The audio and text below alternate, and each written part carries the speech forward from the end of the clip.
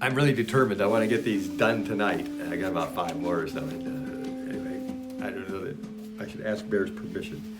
But he's repositioning. I was on this page. I guess he knows I'm going to work over here, so now he's kind of moving over here. This is number 34A. I'm Buddha Jen Shen-Lang. Jen Shen-Lang, by the way, translates as Spirit Wolf of Truth. Truth being my last name. So yeah, I'm kind of obliged to give you the truth. That's my name.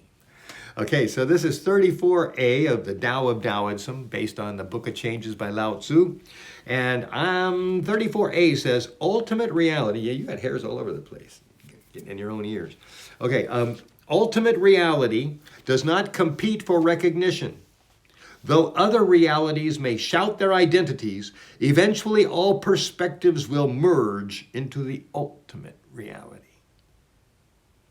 Okay.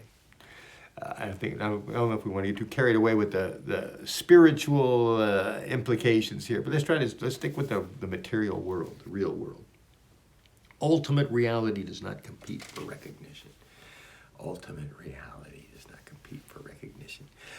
In other words, okay, so let's take the Congress, okay, the Congress of the United States. What do we got, like 100 guys there? Supposedly 105, 10. Anyway, I've got 100, those guys, okay? So their ultimate reality is they're not there to compete for recognition. That's not the job that they're in there, okay? Their ultimate reality is to work as a team to get something done. Now, unfortunately, obviously, when things go wrong, we'll notice that people are competing for recognition and doing things. So they're jamming up the ultimate reality. They are actually ruining the future. They're destroying the Tao. They're going against nature. Though other realities may shout their identities, you know, like Cruz and some of these guys, they're amazing, amazing. Eventually, all perspectives will merge into the ultimate reality. So a lot of these guys, well, actually, this actually has several things to say. This is actually not all good. This is not all good. This is actually saying, because the ultimate reality in the Senate is that Mitch McConnell is the ultimate reality. He has decided this is the ultimate reality. We're not going to let the president appoint any justices or Supreme Court things. We're going to jam up the government. So he decided what the ultimate reality was going to be for the Senate. Not the Constitution, not the people of this country, not just the general whatever it is of our government that's supposed to always just outlive us. No, he decided, I don't care what the people want. I don't care what the president wants. I don't care what the government wants. This is the ultimate reality of the Senate. And Mitch McConnell has hijacked our country for 30 years or something. I'm not an expert. I haven't been paying attention to politics, but now that I am, I'm like amazed at how much you guys, anybody, any of you have paid attention to politics, how much you've really screwed up this country. This country is like totally screwed up by you guys. Well, I'll take responsibility for being ignorant and not being a part of it, and even voting for Reagan once. So, I mean, I'm an idiot, but I'm getting smarter. I'm actually much, much smarter now. I would not make so many mistakes, and I know what's going on better. I could be a much better voter now. So let's read this again. Ultimate reality does not compete for recognition. See, and he's not actually competing for recognition either. See, that actually supports this concept. He is the ultimate reality, but he's not even competing. There's no competition. He's just there. That makes him the ultimate reality. Wow! Just learned something. So the ultimate reality you can find because they're no longer competing. See, he's not competing. He's totally in control. So he's the ultimate reality. Kind of like Trump. There's nobody competing against Trump. He's totally in control. He is the ultimate reality, okay? And he's trying to get recognition.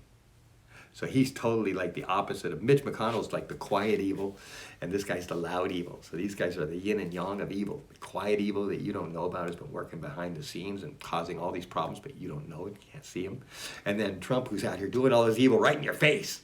But this guy back here is supporting him. See, this guy couldn't get away with it without this guy. This guy was right here saying, no, you can't do that. You know, it wouldn't work. But no, this guy's back here saying, okay, go ahead and do it. I got all these guys lined up. We're going to profit from all this stupid stuff you're doing. Okay, here we go. 34A. Are you shy or bold? And why?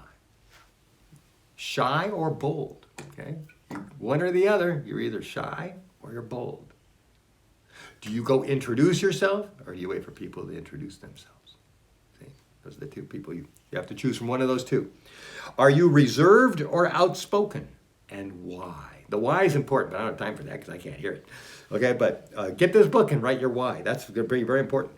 Are you reserved or outspoken? In other words, it's none of my business. You hold your thing, or are you outspoken? I think people should know about that. Are you the person who lets people know what you think they should know, or do you hold it back? None of my business. If you ever say none of your business, then you know which one you are. Okay. Is your appearance subtle or bold, and why?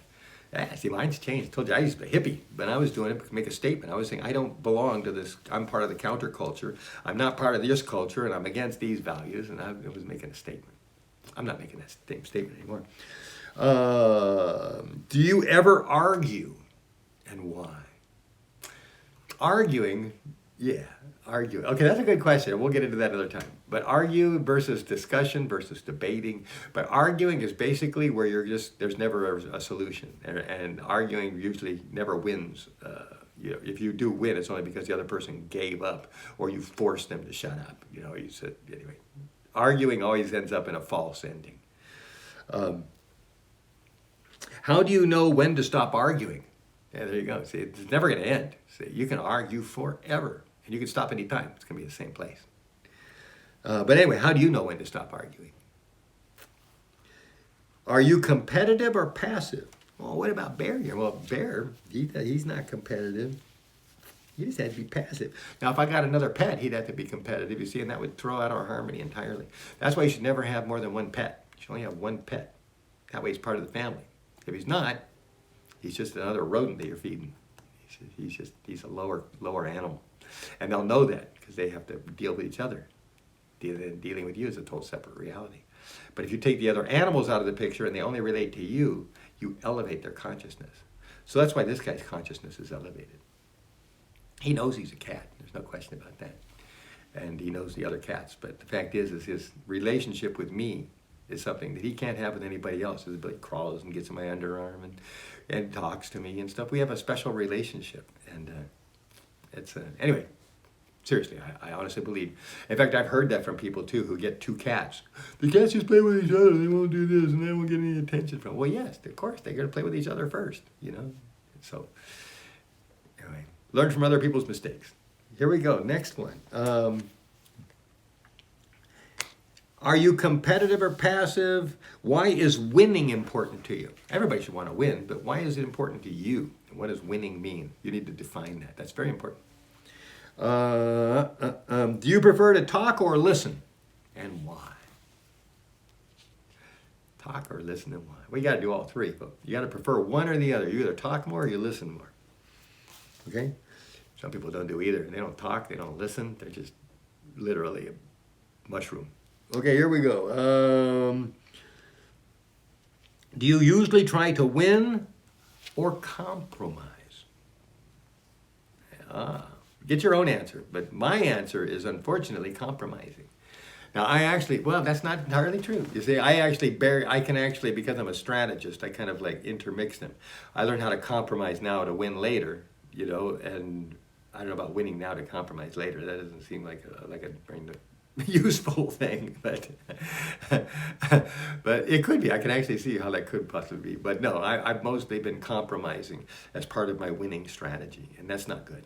I should have been, even in my failed marriage, I should have pushed harder to be me instead of compromising as much as I did. But I did. I compromised. I went for the easy, soft road. I could have divorced, could have run off with the kids. There's lots of things I could have done and maybe should have done, to be more successful. Maybe the kids would be more happy and the ex-wife would even be more happy. So I'm not even saying that I made the right choice. But the choice I did make was to play the long game, compromise, be in there as long as I could. I never paid child support, and I was there with my son, helping him graduate high school when he turned 18. In fact, he would not have graduated high school without my help. So I was right there, right to the very end, and then they're gone. So I played the long game. My goal was to raise my kids. So even when it totally turned bad, and I spent the last 5 years really being unappreciated and insulted and even cussed at by my own kids. But I hung in there just because that was the plan I made, and I stuck it out. So arguably, it wasn't necessarily the right way to do it, but it was the way I did do it, and I'm here, so there we are. I made my choices, and now I'm going to live by them. So, and I'm happy, and like I said, I'm very, very happy, so everything's going to work out fine. Where are we? And I'm hoping my kids will get whatever they want in life, because it's obviously not what I'm offering. So whatever they need to find somewhere else, because they know what I've got and they don't want to come back for any of what I've got. So I appreciate that. Although it's always going to hurt my feelings, because I always wanted them to be with me. Where are we?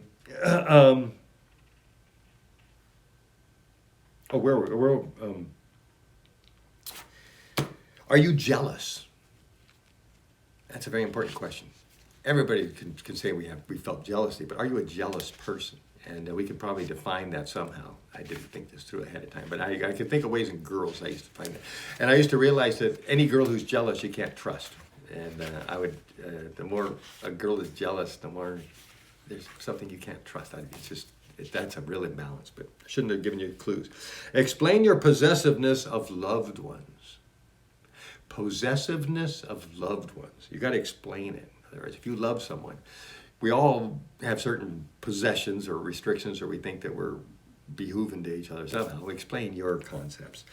Because if you're going to have a mate, you want to make sure that she has the same concepts, because you might find if they have two different concepts of what marriage and their vows mean. How much freedom do you allow your mates, and why? So are they allowed to have sex with other people? If they did, would you forgive them? Is it okay? Do you break up and get back together? I don't know. You tell me what's in your wallet. How quickly can you understand the perspectives of others? Yeah. See, you may think you do, but think about it. Ask other people if they think you get what they're saying. How does this influence your motives or goals? In other words, if you do understand their perspectives, does that change yours at all? How much do you enjoy compromising? So once you know what they want, you can't compromise until you know what somebody else wants. There's a clue too. So most people might think they compromise, but maybe you don't. You're just giving in to something to make it easier, but maybe you're not really compromising. I don't know, but answer the questions here. How do you feel about accepting the blame for other people's mistakes? I have a certain pride in that, actually. It's kind of a shame, but kind of a shame. I don't like that word shame. But yeah, I in my life, I have a kind of honor code, the street code, where the police think certain things, I wouldn't turn people in, or I took responsibility, or if I had something, it was somebody else's, it doesn't matter, I still had it. I never ever turned anybody else. So anyway, that means something to me. That's my street cred. My street cred, as they call it, street credibility. I've never narked on anybody. It's called people narc, because narcotics officer. Okay, are you a good negotiator in tough arguments? Maybe. I look for different answers, and I try to get people to pursue different paths of inquiry. So maybe that helps come to a better answer, or an answer they just wouldn't have never come to on their own arguing. So yeah, I have some ability as a mediator and a negotiator. And are you capable of being unemotional at any time, no matter what? Yeah, but it does take practice. You have to learn how to shut it off. We all have emotions, and I get emotions, but I can shut them off. I'm real good at it now.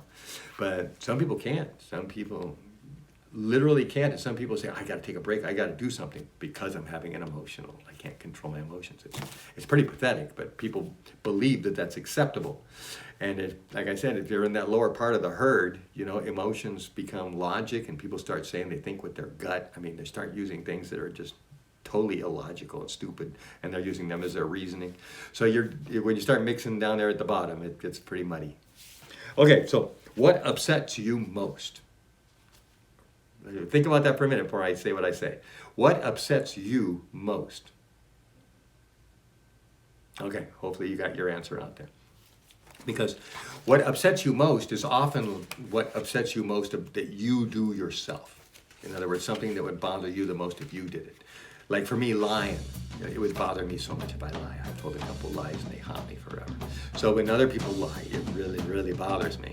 But I'm very gullible because I never lie. So I always want to think everybody's telling the truth. But lies get in, but I don't like them. As soon as I get a lie, it bursts. I'm very, very much into the truth. And if you lie to me, if you don't want to be my friend, just tell me. Don't tell me a lie. Just don't talk to me. You don't want to be my friend. But can't be my friend if you lie. Got to get out of here before that 15 minutes.